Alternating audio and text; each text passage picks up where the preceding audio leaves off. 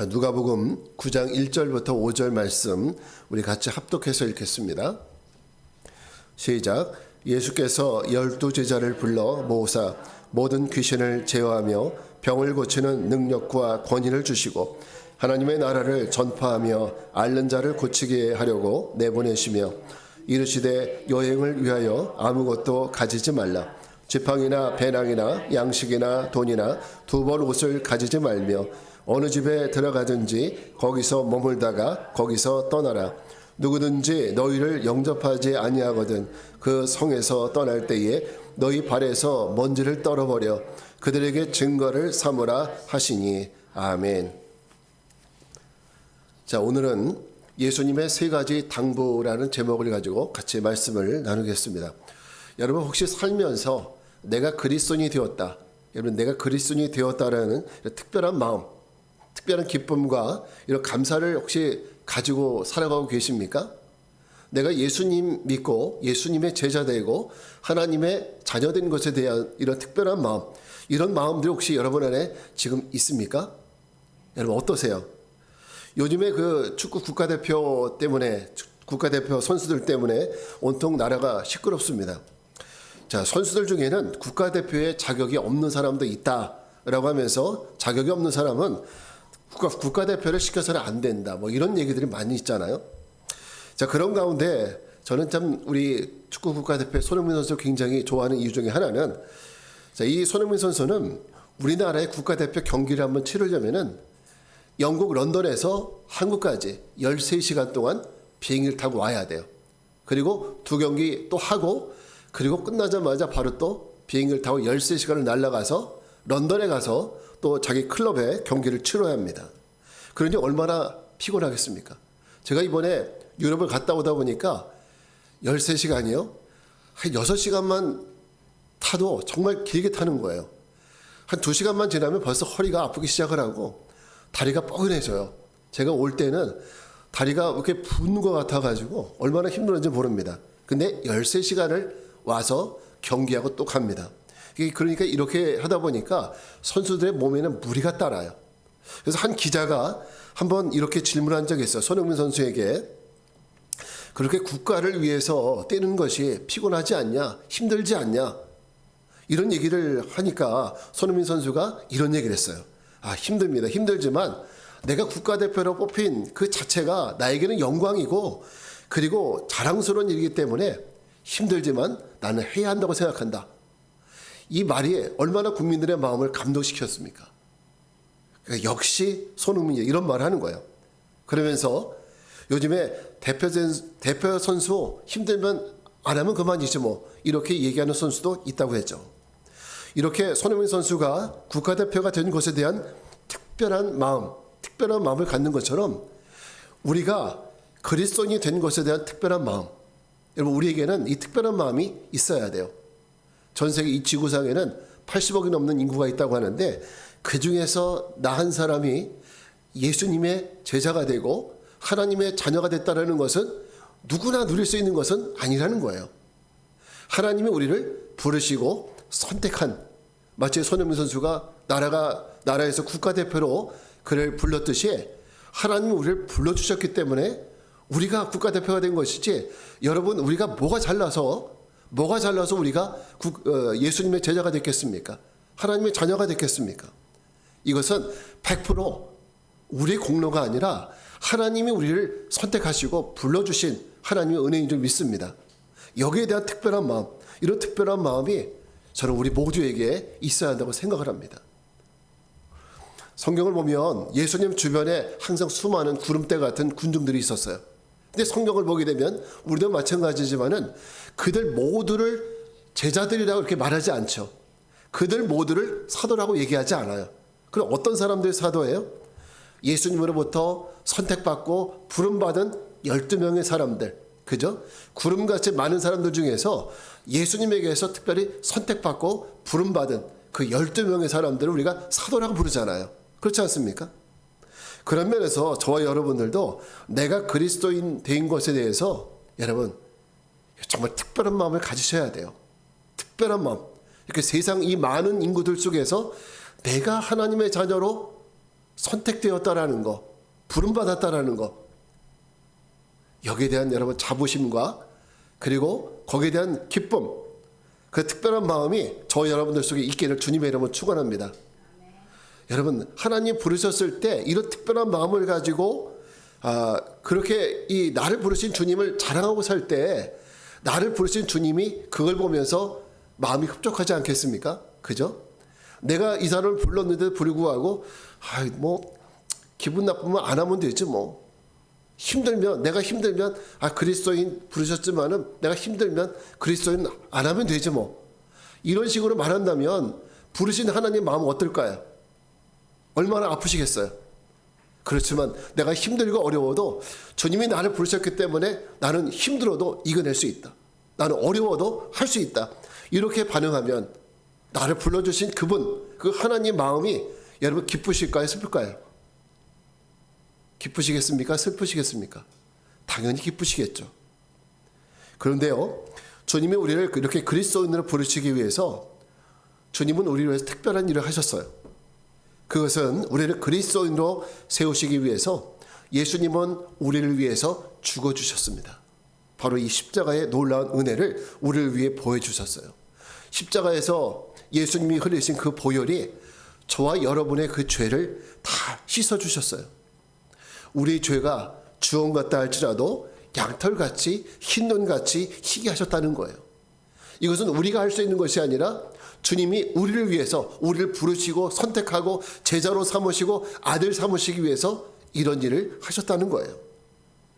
우리를 저 사단의 감옥, 이 죄라는 것은 사단이 우리를 움켜쥐고 있는 이 죄라는 감옥 아닙니까? 이 감옥에서 우리를 꺼내주신 거죠. 그럼 여러분, 예수님이 왜 우리를 이 죄라는 감옥에서 꺼내주셨을까요? 왜 주님은 우리를 이 죄에서 구원해 주셨을까요? 그게 하나님의 취미고 특기시기 때문에 예수님의 취미는 십자가에 올라가시는 것이고 특기는 거기서 죽으시는 것이 특기십니까? 그게 아니에요.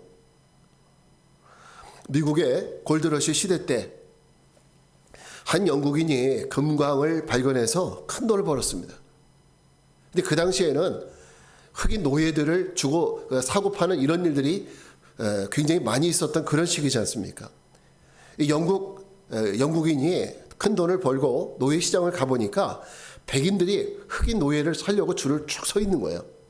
그래서 경매가 붙었어요. 옥션 경매 가운데 나갔는데 노예를 살려는 백인들 중에는 그 노예에게 못된 의도를 가지고 노예를 살려고 하는 사람이 있었습니다. 이윽고 한 여자 노예가 경매에 나왔습니다. 여러 사람이 이 노예의 예쁜 외모를 보고 높은 값을 부르기 시작을 했어요. 그러자 이 영국인은 경매에서 손을 번쩍 들었습니다. 그래서 경매를 진행하는 사람이 신사분은 얼마나 내시겠냐고 물었습니다. 그랬더니 이분이 하는 얘기가 여기서 가장 높은 값을 내는 그 사람의 무조건 2배를 내가 내겠다. 여기서 누구든지 가장 높은 값을 내는 그 금액의 2배를 나는 내겠습니다. 그러면 당연히 누구에게 이 노예가 팔리겠습니까? 이 영국 신사에게 팔리게 된 거예요. 자, 이 신사가 노예를 샀습니다. 그리고 노예를 사서 그 노예를 묶은 밧줄을 풀어주고 자유를 주었습니다. 그랬더니 이 여자 노예가 이 신사도 다른 백인들처럼 다를 바가 없이 자기를 놀이개로 쓰려고 한다고 생각을 해서 이 신사를 경멸하는 눈으로 노려보기 시작을 했습니다. 신사는 여자의 밧줄을 풀어주고 이제 내가 당신을 샀고 나는 당신에게 자유를 주려고 하니까 이제 나가서 마음껏 당신이 하고 싶은 일들을 하면서 살아라 라고 말했습니다. 그런데도 이 여자는 이 신사의 말을 믿지 않고 오히려 그 신사의 얼굴에 침을 뱉었어요. 그러자 신사는 이 여자 앞에서 그 여자를 산 노예 증서를 그 여자가 보는 앞에서 찢어버렸습니다. 그리고 그 여자에게 이제 당신은 진짜 자유다 이렇게 선포해 줬어요. 여러분 이 이야기를 잘 생각해 보십시오. 이 영국 신사가 이 여인에게 주려고 하는 것이 무엇입니까? 단지 지금 노예 상의 손에서 건져내는 것이 최종 목적이었습니까? 아니면 건져내서 자유하게 하려고 하는 것이 목적이었습니까? 자유예요. 빼내는 것이 아니라, 물론 빼내는 것도 중요하지만 빼내서 그 다음에 주려고 하는 것은, 진짜 주려고 하는 것은 그 노예에게 자유를 주고 싶었던 거예요. 자유. 여러분, 이 이야기처럼 하나님이 우리를 죄의 감옥에서 꺼내주신 것은, 우리를 죄에서 건져주신 것은 그냥 우리를 구원해주게, 그냥 죄에서 구원해주는, 이것이 최종 목적이 아니라는 거예요. 주님은 우리를 구원해 주셨죠. 근데 이것으로 만족하면 안 된다는 거예요. 더 궁극적인 목적은 주님은 우리를 죄의 감옥에서 구원해서 더 나아가서 뭐가 되길 원했어요? 우리가 하나님의 아들이 되길 원했다는 거예요. 죄에서 꺼내주셨을 뿐만 아니라 우리를 하나님의 자녀가 되기를 원하신 거예요. 뿐만 아니라 우리로 하여금 하나님을 찬송하고 하나님의 일을 하는 하나님의 일꾼이 되게 하기 위해서 우리를 구원하신 거예요. 그러니까 여러분, 나는 구원받았네, 여기서 만족하면 안 돼요. 우리 신앙생활이라는 것은 구원으로 만족한다면 그거는 아주 2차원적인 구원이에요. 더 중요한 것은 주님은 우리를 구원해서 하나님의 자녀로서, 하나님 백성으로서 하나님의 영광을 위해 살아가도록, 하나님의 일을 할 수 있도록 이런 사람으로 살게 하기 위해서 우리를 구원하셨다는 거예요. 여러분, 이것을 기억하셔야 됩니다. 그래서 하나님의 첫 번째 창조의 목적, 하나님의 첫 번째 창조의 목적이 무엇이었습니까? 오직 하나님의 영광을 돌리는 이런 사람들로 우리 만든 거 아닙니까? 그런 영광을 위해 살아가도록 우리를 죄에서 구원하신 거라는 거예요. 그러면 성도 여러분, 우리가 하나님의 은혜로 내가 구원받은 자라는 것을 믿는다면, 내가 확신한다면 구원받은 것에만 만족하고 아무것도 하지 않는 이런 사람이 되면 안 된다는 거예요. 내가 구원받았다는 것을 확신한다면 이제는 주님이 진짜 원하시는 다음 스텝으로 나가야 된다는 거예요. 주님이 진짜 원하시는 다음 스텝, 그것이 뭡니까? 그리스도인의 삶, 하나님이 원하시는 그리스도인의 삶을 살아가는 거예요. 그런 측면에서 오늘의 말씀을 통해서 접근해 본다면 우리는 구원받은 성도들에게 주시는, 예수님이 주시는 세 가지 당부를 우리가 들을 수 있어요.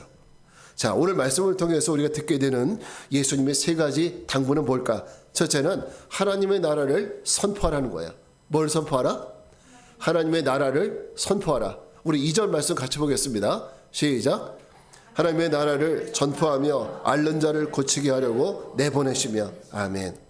자, 만약 우리가 하나님의 은혜로 죄에 대한 사함을 받고 용서함을 받아서 주님의 거룩한 그리스도인이 되었다는 것을 믿는다면 우리 뭐 하라고 그래요? 뭐 하라고 그럽니까? 지금 말씀 보니까 하나님의 나라를 전파하라. 하나님의 나라를 전파하라. 따라합시다. 하나님의 나라를 전파하라. 네, 하나님의 나라에 대한 전파가 뭐냐? 바로 복음을 전하는 거예요. 누구든지 예수 그리스도를 믿으면 죽지 않고 영생을 얻을 수 있다. 바로 이 복음을 선포하고 전하는 것이, 이것이 우리가 해야 될 일인 거예요. 특별히 여기서 전파하라 하는 것, 선포하라는 얘기인데, 여러분 지난주에도 제가 이렇게 전도하라 설교를 통해서 우리가 진리, 도를 전해야 된다는 말씀 드렸지 않습니까? 자, 그리스도인이 세상에 선포하고 나가야 될 것은 자기 자랑이 아니에요. 내가 어느 학교 나왔고 뭘 할 줄 알고 이런 자기 자랑이 아닙니다.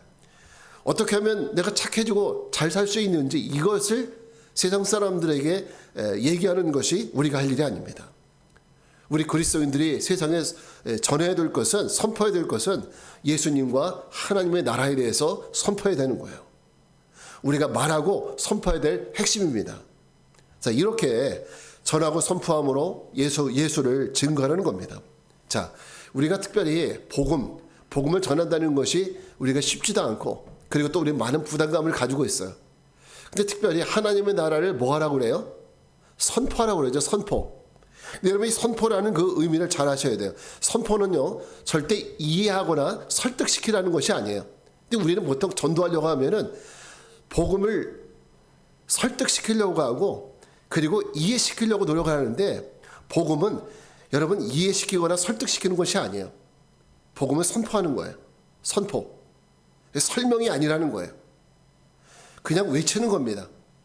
우리가 하나님 말씀, 복음에 대해서 100% 다 이해하지 못해도, 그리고 내가 말씀을 잘 전할 만한 자신이 없어도 상관없어요. 그냥 선포하는 거예요. 그래서 선포의 능력은 그 사람이 얼마나 논리적으로 말 잘하느냐, 그 사람이 얼마나 뭐 힘있게 전하느냐, 여기 있는 것이 아니에요. 선포의 능력은 내용에 있는 겁니다. 무엇을 전하느냐, 바로 거기에 있는 거예요. 자, 우리가 전하는 것이 뭐예요? 바로 예수 그리스도와 하나님의 나라라는 거죠. 자, 세례 요한도 예수님도 회개하라, 천국이 가까웠다, 이거 이해시키고 설명했습니까? 선포하는 거예요. 선포. 그죠? 예수님도 선포하셨어요. 여러분, 우리의 전도도 선포입니다. 예수를 믿으라, 선포하십시오. 진리를 선포하는 이번 전도의 시간이 되기를 바랍니다. 두 번째, 예수님께서 당부하신 두 번째 당부는 삶으로 보여주라는 거예요. 삶으로 보여줘라. 자, 우리 3절 말씀을 같이 읽겠습니다. 이르시되, 시작. 이르시되 여행을 위하여 아무것도 가지지 말라. 지팡이나 배낭이나 양식이나 돈이나 두보롯을 가지지 말며. 야, 정말 어려운 말씀입니다. 3절에 보니까 여행을 위해서 아무것도 가지지 말라. 심지어는 지팡이나, 그러니까 지팡이는 뭐 몸이 아파서가 아니라 다니다 보면 힘들잖아요. 지팡이도 필요하고, 또 그러려면 배낭도 필요하고, 또 양식도 가지고 다녀야 될 거 아닙니까? 또 다니다 보면 또 노잣돈도 있어야 되잖아요. 또 갈아입을 옷도 필요하지 않습니까? 자, 그런데 이런 모든 것들을 어떻게 하래요? 가지지 말라는 거예요. 요즘에 여러분, 우리가 제주도 2박 3일 여행만 가더라도 마치 해외여행 가는 것처럼 캐리어 큰 거 가지고 다니는 분도 있어요. 자, 그런데 당연히 이렇게 유대 온 땅을 다니면서 출장을 다니려면, 제자들 출장을 다니려면 지팡이도 필요하고, 또 배낭도 준비해야 되고, 필요한 것들을 갖고 다녀야 될 거 아닙니까? 그리고 또 누가 양식을 줍니까? 양식도 가지고 다녀야 되잖아요. 노잣돈도 필요하잖아요. 자, 이것이 우리의 생각입니다. 근데 예수님은 제자들에게 이런 것들이 필요하다는 사실을 모르실까요? 이런 것이 필요하다는 거 모르실까요? 아닙니다. 아시죠? 그럼 왜 가지지 말라고 말씀하시는 걸까요? 그 이유는 하나입니다. 필요한 거, 먹는 거, 입는 거, 이 모든 거 너희들이 가지고 다니지 않아도 하나님이 알아서 다 채워주시겠다는 거예요. 하나님이 채워주시겠다는 거예요.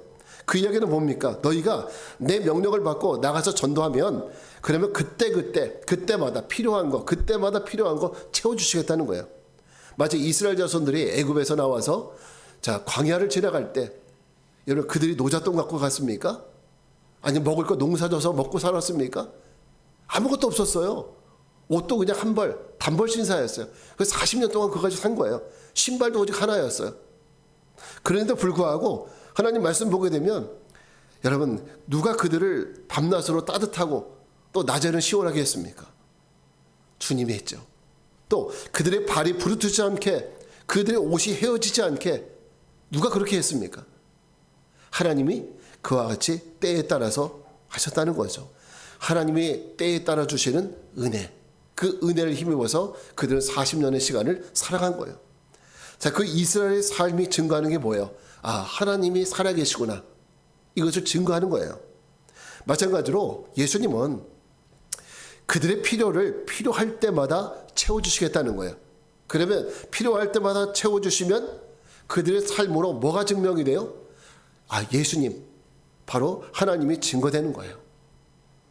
그들의 필요할 때마다, 그들이 잔뜩 갖고 다니지 않아도 필요할 때마다 하나님이 채워주셔.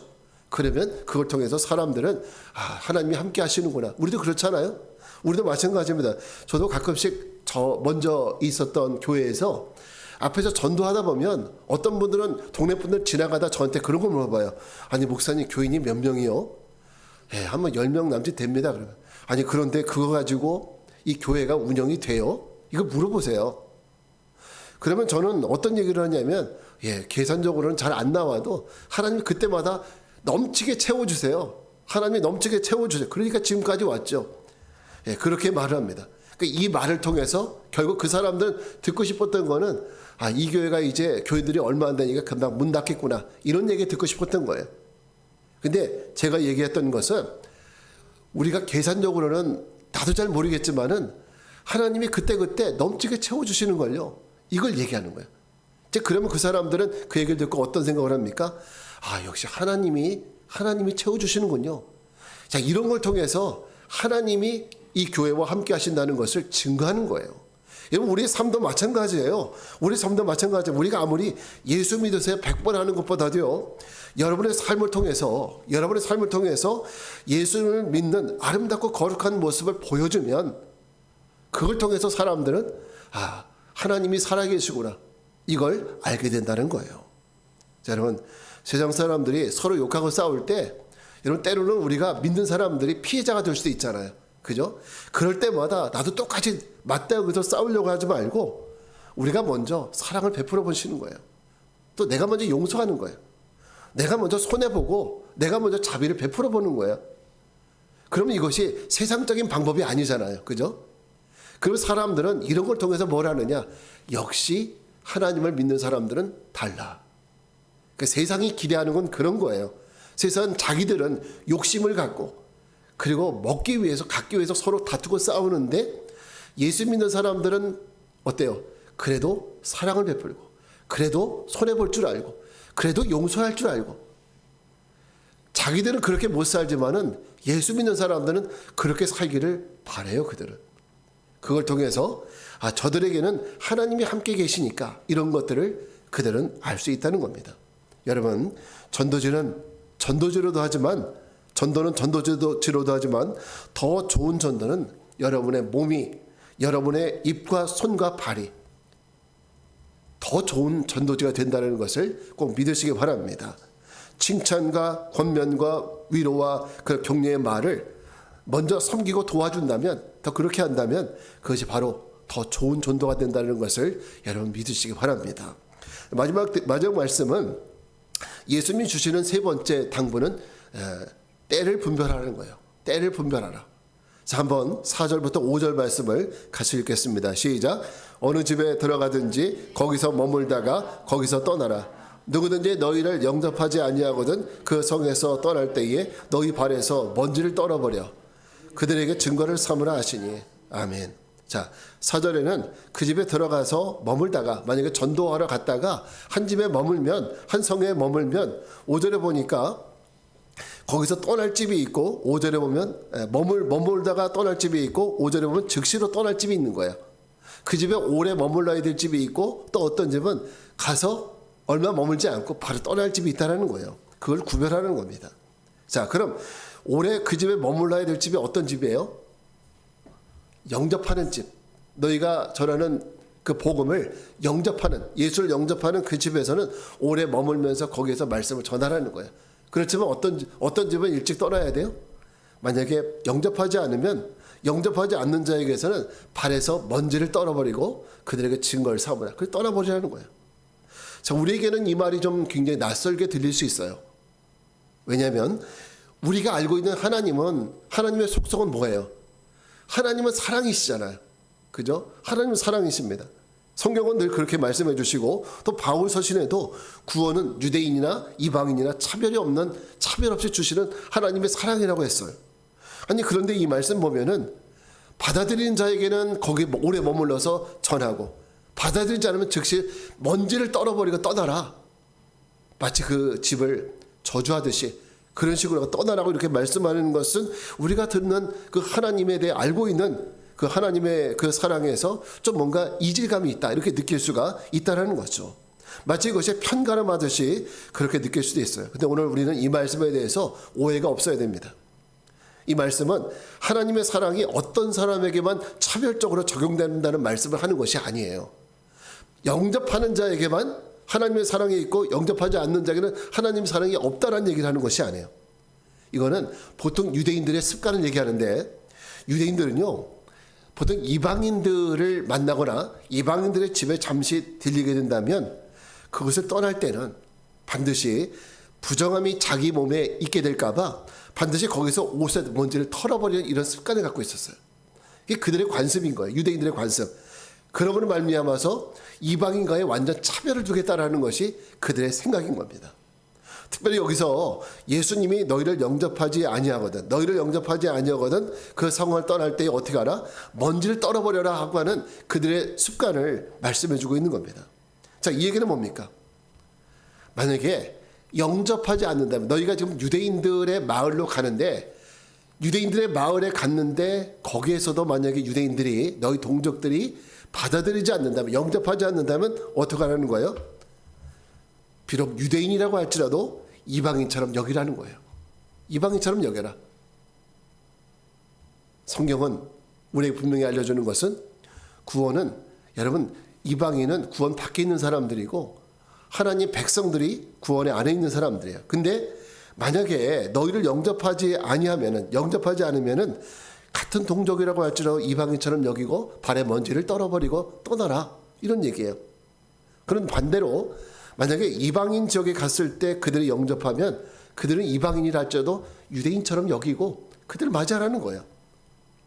자, 여기는 이것은 아주 중요한 영적 개념을 두고 있는데 우리도 마찬가지지만 지금 유대인들도 똑같은 생각을 가지고 있어요.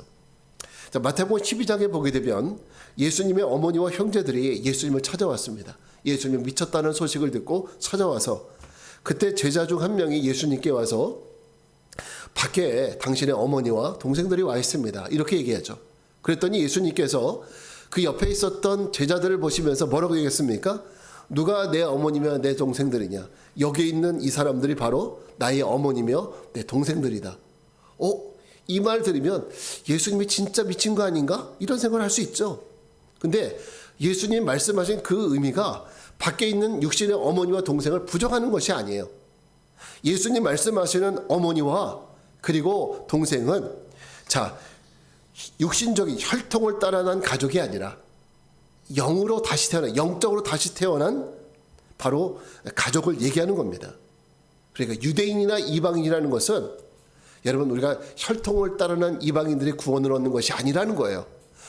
혈통을 따라 난 이방인들이 하나님 백성이 아니라 영적으로 다시 예수를 믿고 다시 태어난, 아브라함의 자손으로 다시 태어난 그들이 바로 영적인 유대인이고 영적인 이스라엘이고 그들이 바로 하나님의 백성들입니다.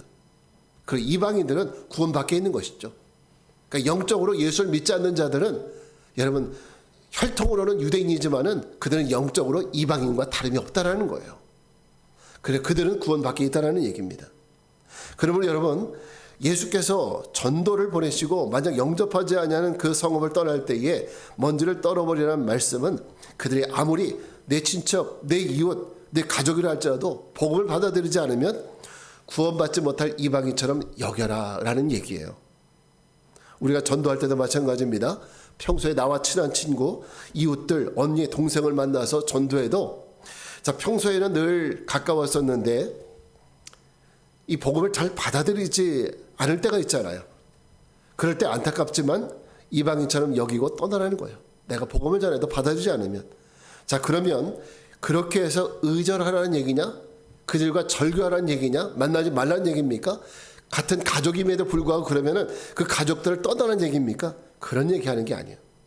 여러분, 이방인들에 대해서 예수님, 우리가 하나님 말씀은 이방인이니까 그들을 완전히 제껴놔라 이런 얘기하는 것이 아니야. 그들이 지금 받아들이지 않으면 지금은 이방인처럼 여기되 그들 위해서 더 기도하고 더 전도하고 그래서 그들도 주님께 돌아올 수 있도록 하라는 거예요. 그래서 결국 이 얘기는 전할 때와 멈출 때를 지혜롭게 분별하라는 얘기입니다. 앞에서 말했지만 복음은 여러분 내가 설득하는 것이 아니라 선포하는 겁니다. 예수님이 말씀하신 그 말씀을 나는 그냥 대언하는 거예요. 여러분, 이 마이크 제가 말하지만은 이 마이크가 능력이 있어서 여러분 이 말씀을 듣는 사람들에게 은혜가 되는 겁니까? 아니면 전하는 사람이 더 중요한 겁니까? 어때요? 전하는 사람이 더 중요하잖아요. 그죠? 내가 무슨 말을 하느냐가 더 중요하죠. 마찬가지로 우리는 그저 주님의 마이크일 뿐이에요. 우리는 마이크예요. 그러니까 우리보다 더 중요한 것은 우리에게 그 말씀을 주신 하나님의 그 말씀이 더 중요한 거예요. 그러니까 우리가 선포하는 것은 내 말을 전하는 것이 아니라 하나님이 우리에게 주신 그 말씀을 전하는 거거든요. 이게 전도예요. 그래서 그 말씀을 믿고 영접하는 자에게 구원이 있고 믿고 영접하지 않는 자에게 구원이 없습니다. 오늘 예수님이 우리 믿는 자에게 주시는 세 가지 당부 어떤 거였습니까? 네? 하나님 나라를 선포하라. 그리고 삶으로 보여줘라. 그리고 때를 분별하라. 이 세 가지 당부를 우리가 꼭 기억을 해서 여러분 이 영적으로 어두워져가는 이 시대에 우리가 특별히 봄을 나눠드립니다. 지난 해까지만 해도 예수 사랑 축제 이런 이름으로 갔었는데 특별히 이름 바꿔서 봄을 나눠드립니다. 이런 이름으로 하는 이유도 우리 주변의 사람들에게 때를 어떤지 못 어떤지 우리가 복음을 전함으로, 내 말이 아니라 복음을 전함으로 저들을 주님의 거룩한 백성으로 만들기 위해서 우리가 이 행사를 합니다. 여러분 내가 하는 거 아니라 하나님이 하시는 겁니다. 믿고 전하고 믿고 선포하는 우리 모두들 되기 바랍니다. 그래서 정말 이 봄을 나눠드립니다를 통하여서 부디 많은 영혼들이, 주님이 기다리시는 그 많은 영혼들이 주님께 돌아오는 귀한 은혜가 있기를 주님의 이름으로 축복합니다. 자, 우리 이제 자리에서 일어나셔서 찬양, 파송의 노래 같이 찬양하고 기도하겠습니다.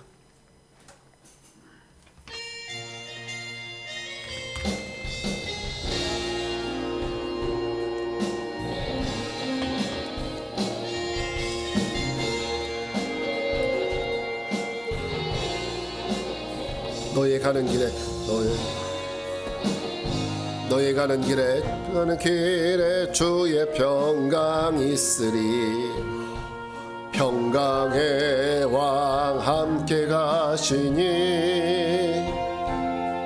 너의 걸음 주 인도하시리. 주의 강한 손 너를 이끄시리. 너의 가는 길에 주의 축복 있으리. 영광의 주 함께 가시니 내가 밟는 모든 땅 주님 다스리리. 너는 주의 길 예비케 되리. 주님 나라 위하여, 주님 나라 위하여 길 떠나는 나의 형제여, 주께서 가라시니 너는 가라. 주의 이름으로 거칠은 광야 위에 꽃은 피어나고 세상은 내 안에서 주님의 영광 보리라. 강하고 담대하라. 세상 이기신 주 늘 함께 너와 동행하시며 내게 샘을 주시리. 자, 우리 같이 기도하겠습니다.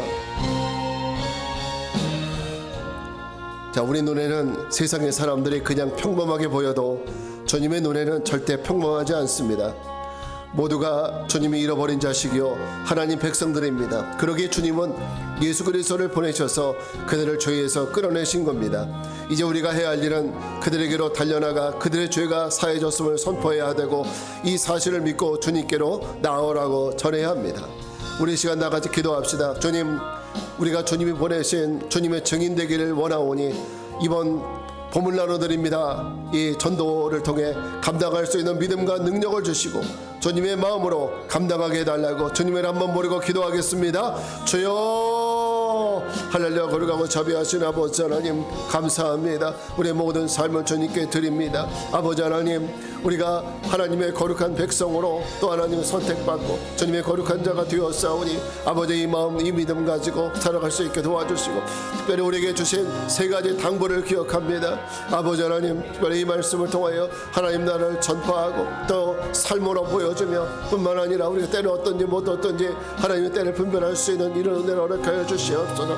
그래서 하나님의 그 복음의 놀라운 역사를 증가해 나가는 우리 모두가 되도록 주여 도와주시옵소서. 주님, 우리 국민을 여겨주시사 아버지, 우리 모든 삶 속에서 오직 하나님의 영광만이 드러날 수 있도록 도와주시고, 우리 이 작은 헌신과 이 전도를 통하여서 하나님 그토록 찾고자 하시는 아버지 하나님 주님의 귀한 영혼들이 주님께 돌아오는 역사에 이렇게 해 주시옵소서. 그래서 하나님이 기뻐하시고 주님이 기뻐하시는 참된 예수 그리스도의 향기가 넘쳐나는 봄이 오는 귀한 은혜가 있게 하여 주시옵소서. 이 마음으로 기도하며 나갈 때 주여 하나님이여 역사하시사 오직 하나님의 귀한 은혜로 채워주실 줄 믿습니다. 오 주님, 주여 하나님 역사하여 주시옵소서. 역사해 주시옵소서.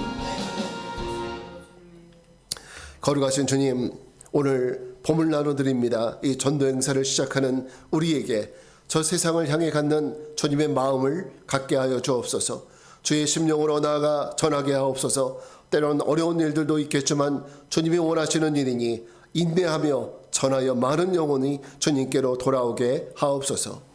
지금은 성부, 성자, 성령 삼위일체 하나님의 은혜와 평강이 봄을 나눠드립니다. 전도 행사를 통해 주님의 마음을 갖고 복음을 전할 것을 결단하고 세상을 향해 나가는 성도들 위해 이제로부터 영원까지 함께 하옵시기를 간절히 축원하옵나이다.